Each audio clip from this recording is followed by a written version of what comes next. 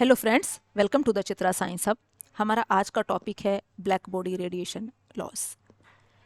Black body radiations के हमारे 4 law हैं। पहला प्लैंक्स लॉ, दूसरा वेन डिस्प्लेसमेंट लॉ, तीसरा स्टेफन बोल्ट्जमैन लॉ और चौथा रेलिग jeans law.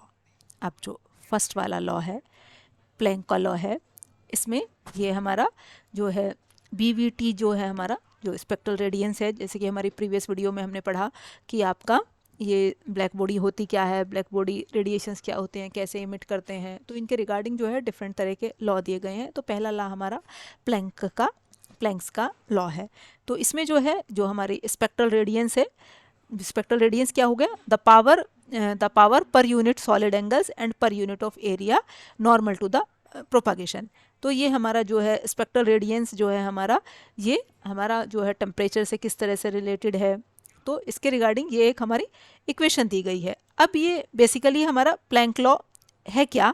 Planck law states that at higher temperature the peak shifts to shorter wavelength. Planck का law क्या कहता है कि हायर टेम्परेचर पे जो पीक्स होती हैं वो शॉर्टर वेवलेंथ की तरफ शिफ्ट हो जाती हैं and the area under the curve grows rapidly with increasing temperature. और जो कर्व के नीचे का एरिया है वो टेम्परेचर के साथ बढ़ता रहता है।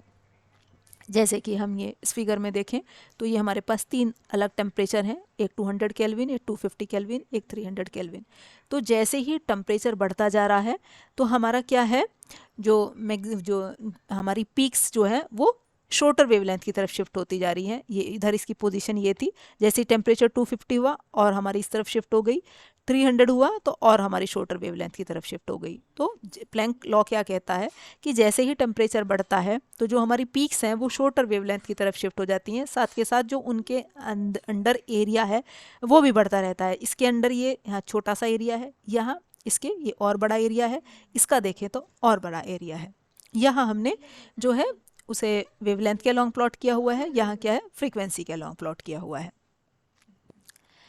अब जो दूसरा लॉ है वेन डिस्प्लेसमेंट लॉ, ये क्या कहता है, Wien displacement laws shows how the spectrum of the black body radiation at any temperature is related to spectrum at any other temperature. Wien displacement law क्या शो करता है कि जो स्पेक्ट्रम होता है ब्लैक बॉडी रेडिएशन का जो है वो एक टेम्परेचर से दूसरे टेम्परेचर पे कैसे एक दूसरे से रिलेटेड रहता है। If we know the shape of a spectrum at one temperature, we can calculate the shape at other temperature. यदि हमें एक टेम्परेचर पे उस स्पेक्ट्रम की शेप पता चल गई तो हम दूसरे टेम्परेचर पे भी पता कर सकते हैं। Spectral intensity can be expressed as a function of wavelength और फ्रीक्वेंसी। जो स्पेक्ट्रल इंटेंसिटी है वो हमारी, वो हम वेवलेंथ के फॉर्म में भी हम एक्सप्रेस कर सकते हैं और फ्रीक्वेंसी के फॉर्म में भी। अब जो है ये है क्या हमारा जो Wien displacement law, the wavelength at which a black body emit radiations with maximum intensity is inversely proportional to its temperature. वो वेवलेंथ जिस पे एक ब्लैक बॉडी रेडिएशन मतलब मैक्सिमम रेडिएशन इमिट करती है वो किसके इनवर्सली प्रोपोर्शनल है, टेम्परेचर के। तो ये हमने इक्वेशन के फॉर्म में ले तो lambda max is equal to B/T। B क्या है हमारा, वेन डिस्प्लेसमेंट कांस्टेंट है। ये हमारा जो है ये हमने 3 अलग अलग टेम्परेचर पे लिया हुआ है, ये 1250, 1750 और 2000। तो वो वेवलेंथ जिस पे कोई जो है ब्लैक बॉडी मैक्सिमम इंटेंसिटी के रेडिएशन इमिट करती है वो टेम्परेचर की हमारे क्या है, इन्वर्सली प्रोपोर्शनल है। कैसे कि हमारा जो है जैसे हमारा टेम्परेचर बढ़ता रहता है तो जो ये मैक्सिमा है जो है हमारा किस तरफ है, शॉर्टर वेवलेंथ की तरफ हमारा शिफ्ट होता चला जाता है।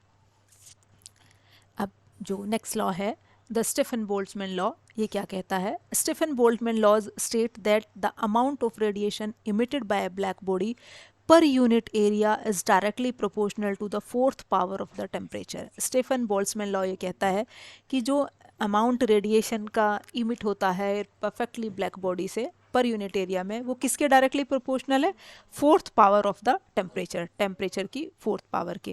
तो ये हमारा जो है प्रोपोर्शनलिटी का कांस्टेंट है। ये हम यदि फिगर के फॉर्म में देखें तो हमारा ये हमने 3 अलग अलग टेम्परेचर पे लिया हुआ है, 4000 के, 5000 के पे और 6000 के पे। तो ये क्या कहते हैं कि जो अमाउंट ऑफ रेडिएशन इमिट होते हैं वो डायरेक्टली प्रोपोर्शनल है किसके, फोर्थ पावर ऑफ टेम्परेचर के। अब जो लास्ट वाला हमारा लॉ है द रेलिक जीन्स लॉ ये क्या कहता है? The law states that the intensity of radiation emitted by a black body is directly proportional to the temperature and inversely proportional to the wavelength raise to a power of 4। ये law ये कहता है कि जो intensity होती है radiations की जो एक ब्लैक बॉडी से इमिट होते हैं वो टेम्परेचर के तो डायरेक्टली प्रोपोर्शनल है, लेकिन आपका लैम्डा की 4th पावर के इनवर्सली प्रोपोर्शनल है।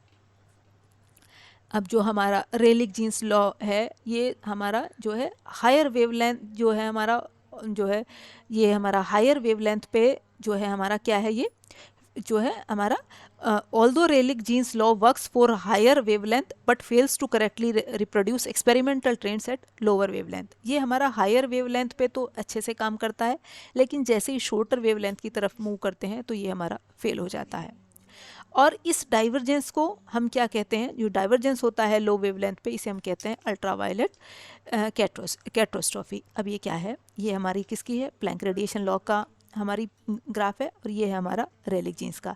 अब ये हमारा क्या है? लॉन्गर वेवलेंथ पे तो सही जा रहा है, लेकिन जैसे ये शॉर्टर वेवलेंथ की तरफ शिफ्ट हो रहा है तो ये फेल हो रहा है।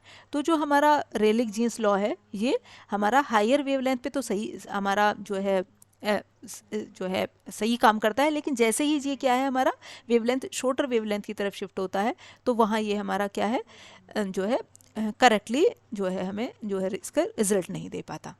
तो ये था हमारा आज का टॉपिक। Thank you.